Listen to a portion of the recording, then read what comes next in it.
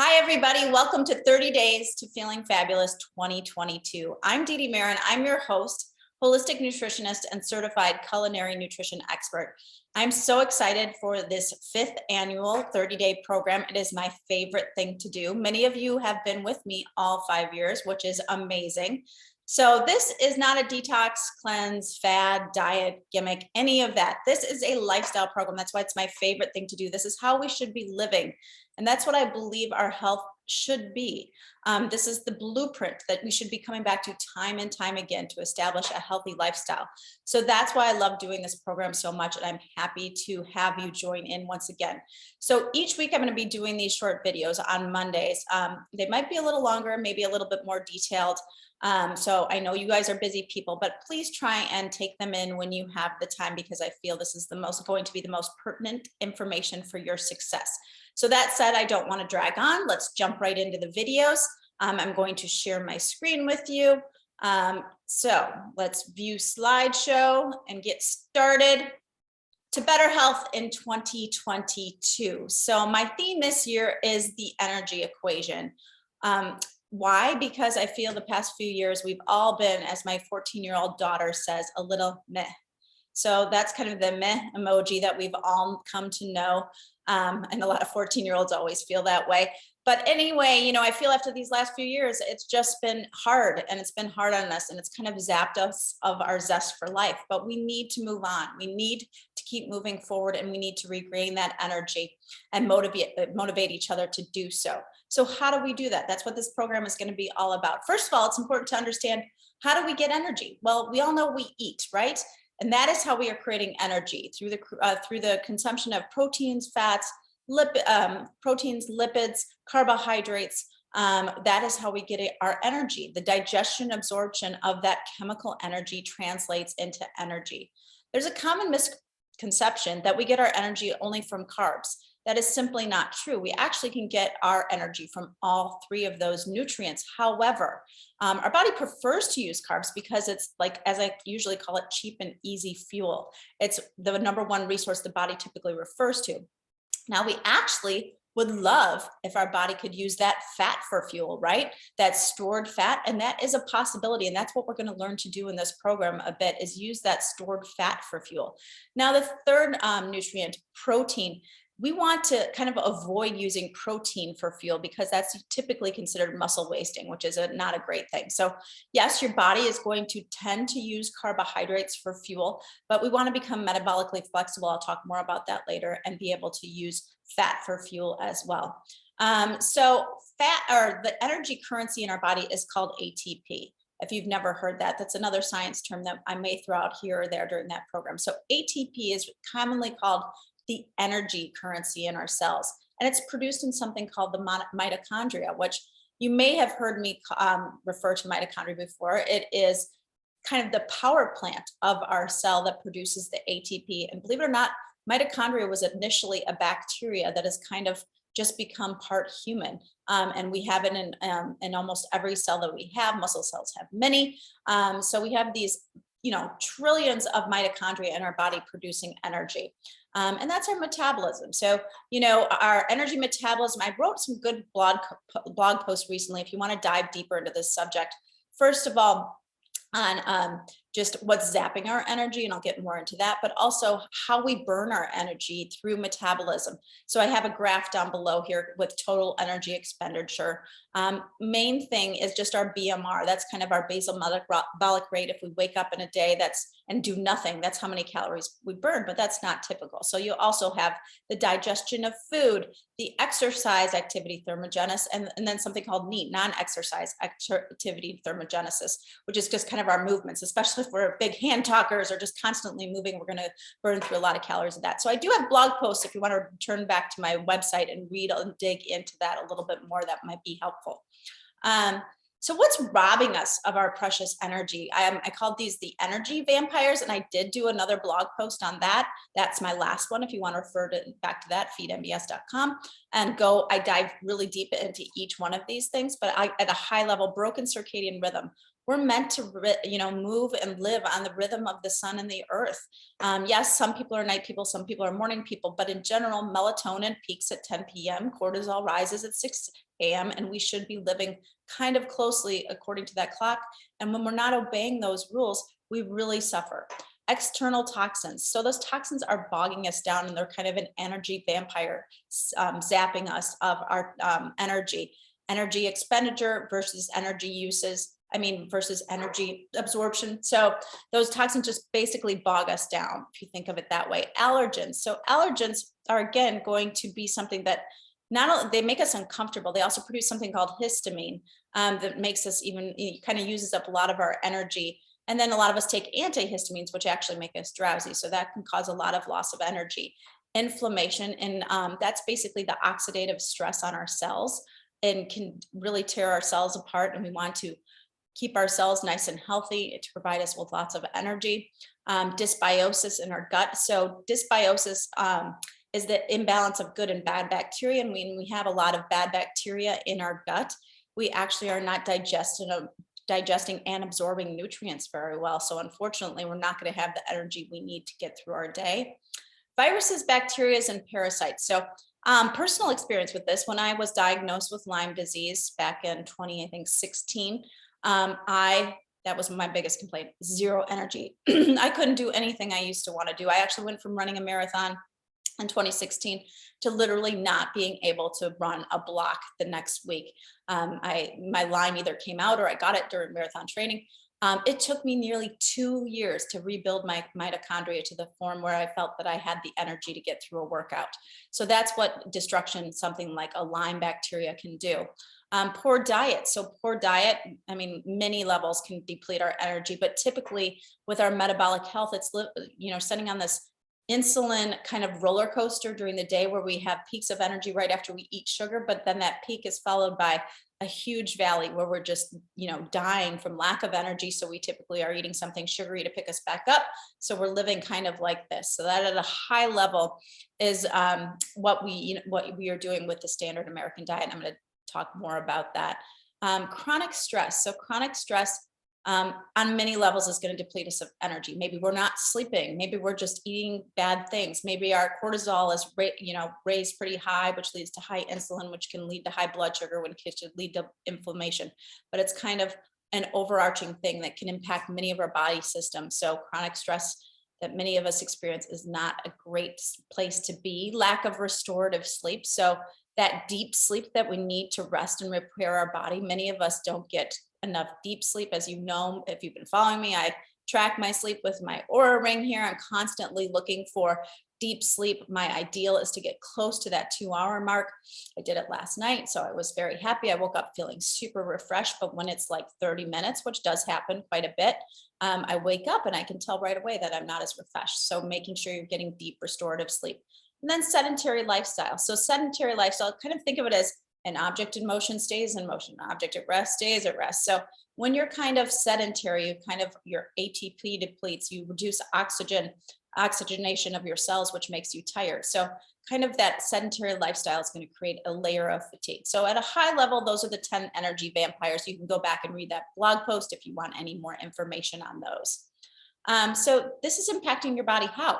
In so many different ways. So fatigue and inflammation could show up in all of these systems. So mitochondria is the biggest one. And I'm going to actually do a separate day post on that because I feel it's so vital. Again, those power plants in your cell, your immune system, if you're constantly getting sick, your muscular skeletal system, when I had Lyme, I had a lot of pain in my joints and my muscles. Your gut, as I said, that dysbiosis can show up with the kind of overgrowth of bad bacteria that can produce these things that make you tired.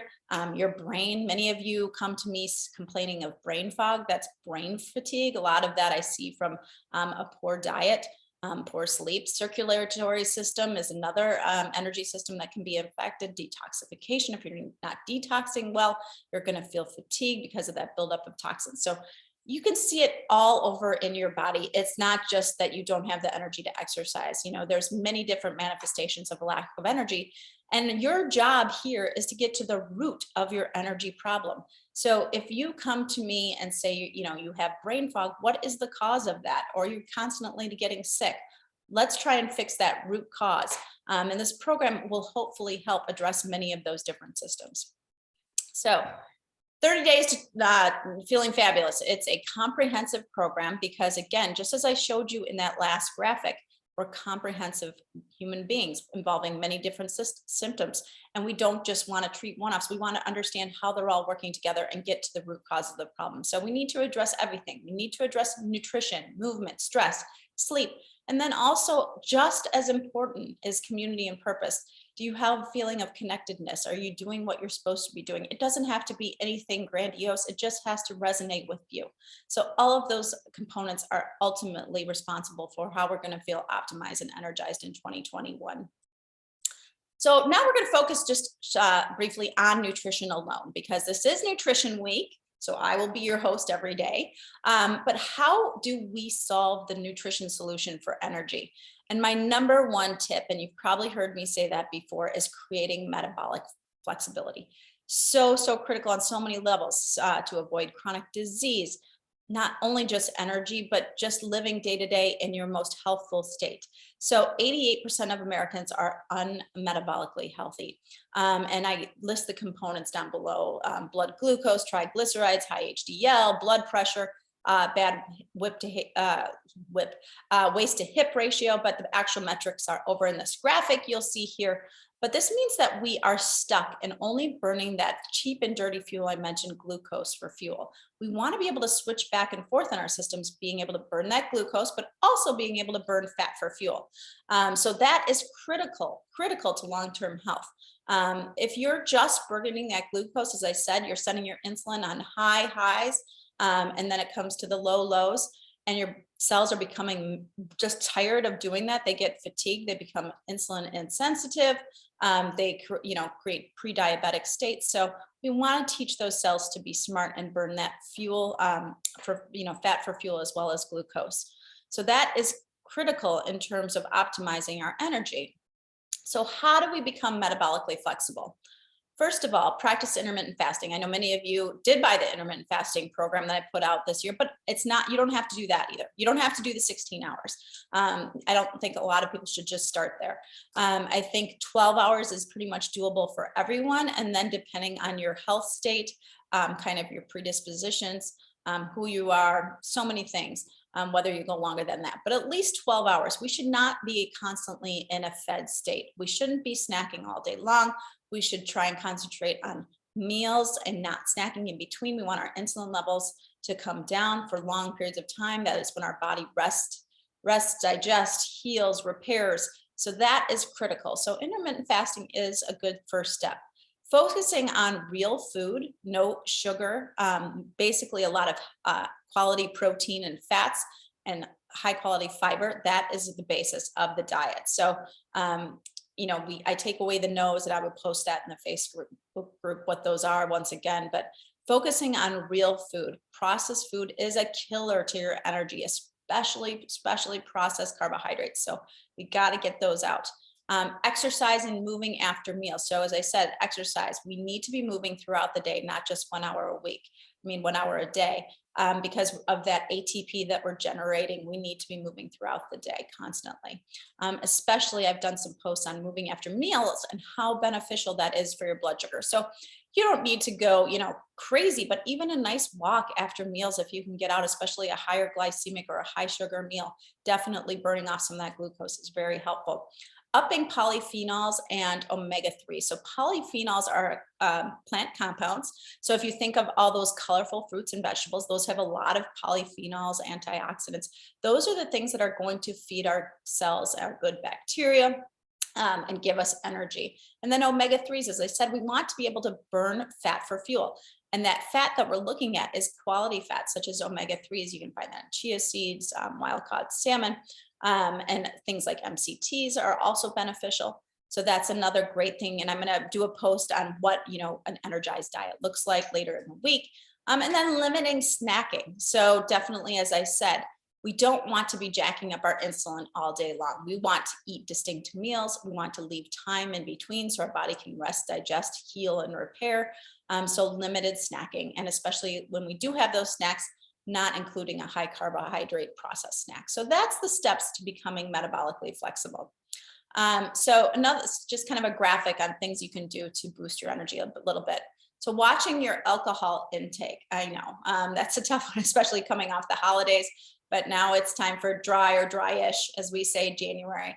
Alcohol, not only kind of is obviously bad and hard on your liver as a detox, toxin, but also disrupts sleep. So you may use it to fall asleep, but quality sleep is shot after drinking. Eating whole foods, as I mentioned, upping your omega-3s, smart caffeine usage. So this is, a program where I do allow some caffeine, but if you're a person that has kind of zapped, kind of thyroid adrenal issues, maybe ditching the caffeine or limiting caffeine, using it smart, targeted for certain things. So that's what I try and do. I cycle on and off caffeine throughout the year. I completely go without for the detox, then I'll go back maybe to like half caff. But I try to limit it most times. And then if I do have a workout I really want to crush, maybe I do go up. Or if I have a work day where I know I'm going to need a lot of energy, maybe I do a full caffeinated beverage. But really watching caffeine and being mindful of it. Focus on anti-inflammatory foods. I will post those in the group. And then ditching processed foods, as I said. So what would a day of energy eating look like? Here are just some examples. It is basically your meal plans. That is what I have created for you. So breakfast, an energizing smoothie. You know me, I love my smoothies. Focusing that smoothie on fat, fiber, and protein, limited high starchy carbohydrates. How I do my smoothies is kind of depends on my morning. So if I just went for a walk, I don't feel I really need a lot of carbohydrates. I always have my smoothies after my morning movement. So I will, severely limit or exclude any kind of like bananas, dates, apples, anything like that. Maybe just add a little bit of berries and maybe some monk fruit if I wanted a little sweeter. But then if I did have a really hard workout, I'll even throw in 1 or 2 dates or go crazy, right? Or half of banana to kind of refuel those muscle stores, the glycogen stores. Chia pudding with added protein, paleo notes, that's oat-free kind of oatmeal. Small amount of oats paired with fat and protein. So I don't like people just having oatmeal in the morning. I would love for them to pair that with a fat and protein. Eggs with avocados and greens is another good option. Lunch, focusing on healthy fats again and protein, some examples there. Snacks, typically I try and focus my snack on, a fat protein combination. So my elixir is what my typical only snack is. And I have, included those over the years. And then dinner, depends if you're animal or plant-based, what that looks like, but I have some examples here. And then I did not include on this list, I can't believe dessert. So I, as all of you know, am a sweet tooth by nature. I have my dark chocolate nearly every day. But that really has about 2 grams, I think, of added sugars. I eat 95% dark. So very much limiting the sugar intake, but still feeling treated and satiated. So that's what my day typically looks like. So supplementation for energy. I'm not going to go deep into this, but believe me, I think I looked at this list. I've tried every single one of them, especially coming out of Lyme. I was really working on mitochondria and building up my mitochondria. Again, as I said, it was a slow process. It probably took about 2 years to feel completely somewhat normal again. The game changers, I would say, the first one, NAD. So NAD is an coenzyme. It's found in every cell. It is a new kind of hot supplement for longevity. Fortunately, it's pretty expensive. And unfortunately, you can't just take NAD because it's very difficult to get absorbed. So I'm taking one currently called NAD Plus. It actually has NMN in it. The MNN or NR are the ones that you're going to actually take that hopefully turn into NAD in the body. So I think that for me was a big game changer. I've been taking that probably for, I don't know, close to a year. Acetylcarnitine, which is a fatty acid transporter, which again, we need fat, to uptake fat, to burn fat for fuel. Alpha lipoic acid, antioxidant. You're going to see a lot of antioxidants here. Again, I think I'm just going to mention the ones that I currently use. So NAD, and again, I've used all of them, but NAD, magnesium, B vitamins, omega-3s, and vitamin C and zinc. Those are the ones that I'm currently using to kind of maintain my energy balance. I have found I'm doing well, so I'm not messing with that formula. But all of these are reported beneficial for energy usage. Please talk to your doctor if you're going to add any supplements to your regimen, and know that I do targeted supplementation, so I kind of phase things in and out depending on what my needs are. So here's my top 10 energy solution list that I kind of built this program on a little bit. So start with an elimination diet. That's what you have in your hands. All of them are basically an elimination diet, eliminating the top kind of food allergens and sensitivities, and focusing on nutrient density. Creating metabolic flexibility is number 2. That's what we're ideally trying to do. I threw get blood work in. If you haven't had your yearly blood work, I would love for you to do that. It's great to do a pre-post, or just see how you are impacting your blood, because you will literally see, and many of my clients have seen pretty major changes in their blood work. So I do recommend that. Cutting the biggest culprits, excessive caffeine, excessive alcohol, and obviously smoking.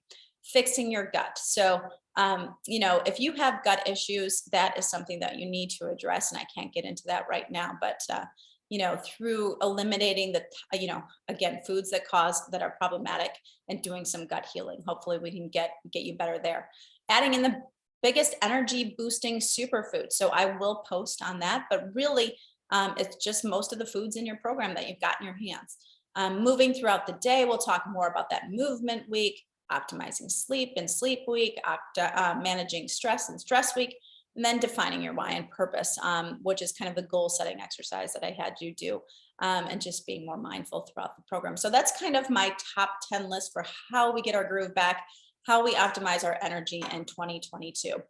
So I hope you enjoyed that presentation. If you have any questions, just please post in the group. I'm sure everyone else is thinking it. I know some people are a little more shy to post in groups.